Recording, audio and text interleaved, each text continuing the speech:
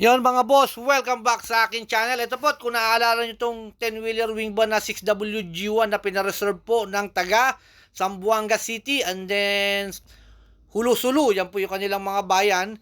Ito pong 6WG1 na 10-wheeler wing van, inline po ito, original molly, double differential, and then i-make over po itong unit na ito.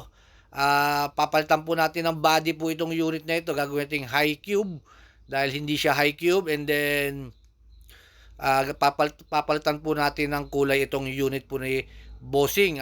Talaga naman na mababait ang ating mga kapatid na Muslim na taga Zamboanga po mga tausog po sila, mababait po ang ating mga bossing na yan. And then sa deliver po ng truck, and then pinadeliver ko na rin po ito ang unit po nila Bossing ng Zamboanga hanggang Cagayan de Oro po ang deliver po ng unit na ito.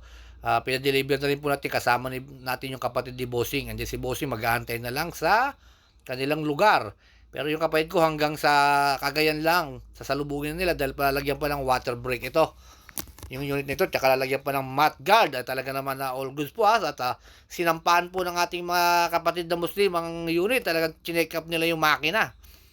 Talaga naman na pasado po sa mga bossing natin ang makina po ng unit. Siyempre, pupulirecon po yung unit po na ito.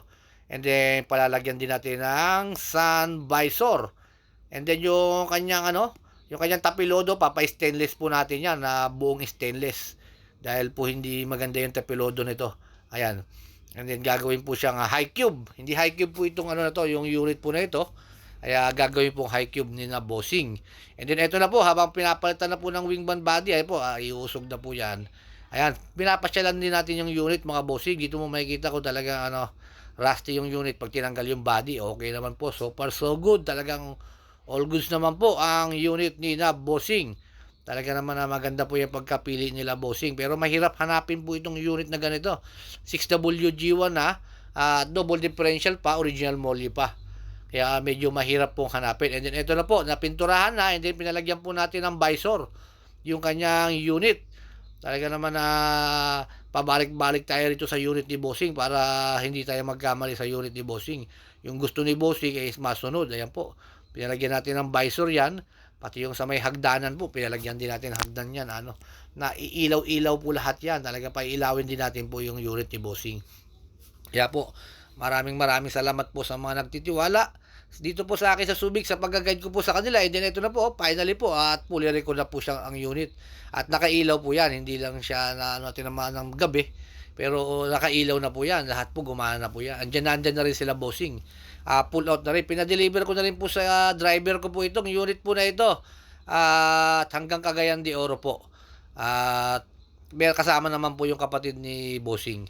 Ayan po, talaga naman na napakakisig po ng high cube na po yan, napakakisig na po ng unit. At original ay po, stainless na po yung tapilodo niya, buong stainless po yan, hindi yung kapirasong stainless lang. Talaga naman na ginastosan nila Bossing tong unit na ito. Dahil pagdating sa Zamboanga is ayaw nila ng electronic, gusto niya talaga mga inline. At wood flooring po yung unit po na ito. Talaga naman na pinagsikapan nating mabuo itong unit ni Bossing. Papunta na po siya ng Mindanao. Pull out na po ang unit. Maraming salamat po sa kapatid nating Muslim na mga tausug dyan. And then sa susunod po, tawag po kayo sa akin. Gusto po magpagay dito sa akin, tawag lang po kayo. And then finally po, pull out na. Thank you very much sir. Napakabait ng mga bossing ko na taga Mindanao na ito. Ayan na po, pull out na po ang unit. At God bless po sa lahat. At lalo sa biyahe, ingat po kayo sa biyahe mga bossing ko. Ayan po, talaga naman na all goods na po. And then thank you very much po sa mga nanonood ng Subic Truck TV. Ito po ang aking munting video po para sa inyo. At maraming salamat po. Please subscribe my YouTube channel po and then my Facebook page para po ma-update po kayo sa lahat ng bidyong mga i-upload ko po. Ayan po. Thank you very much po.